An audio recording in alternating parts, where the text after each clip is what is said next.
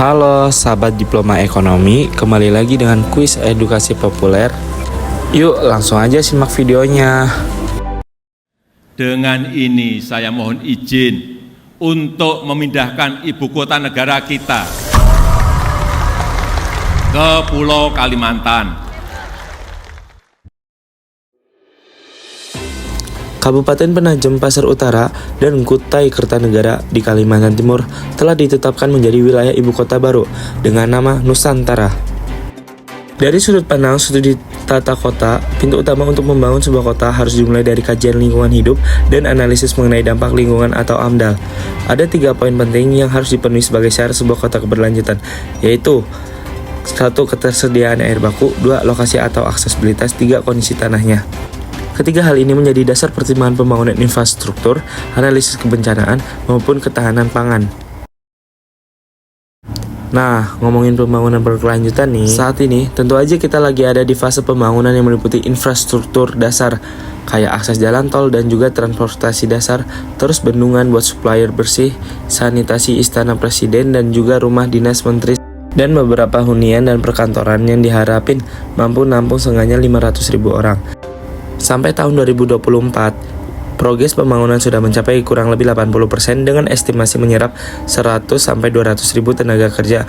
Nah, sekarang pertanyaannya, ngebangun ibu kota baru gini pasti perlu dana yang besar dong. Dana pembangunannya datang dari mana nih? Rencananya sih buat keseluruhan tahap cuma sekitar 20% doang dana yang pakai APBN.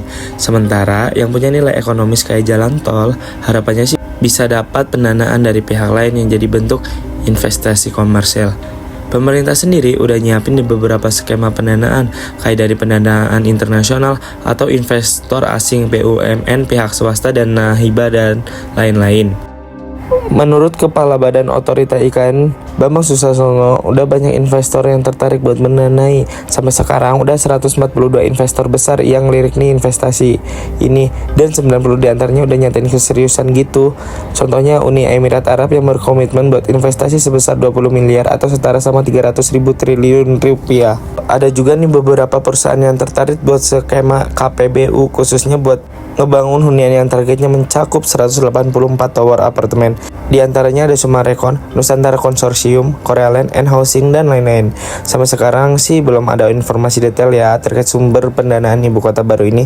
Tapi buat tahap awal, estimasi kebutuhan dana dari proyek ini adalah sekitar 466 triliun rupiah. Nah, menariknya lagi nih, selain kawasan inti ibu kota Nusantara, pemerintah juga berencana membangun kawasan industri penunjang energi bersih terbarukan di dekat lokasi IKN. Tepatnya itu di Kabupaten Bulungan, Kalimantan Utara.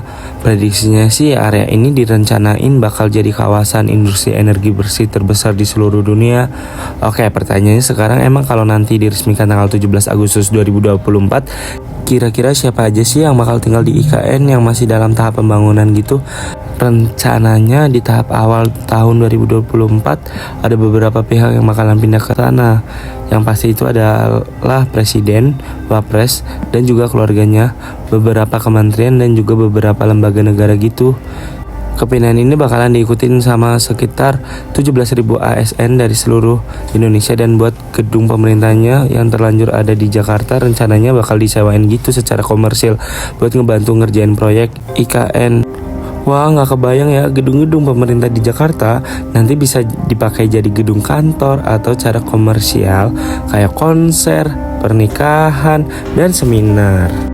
Nah, pertanyaannya, bagaimana potensi investasi swasta dalam proyek pembangunan ibu kota baru terhadap stabilitas ekonomi nasional?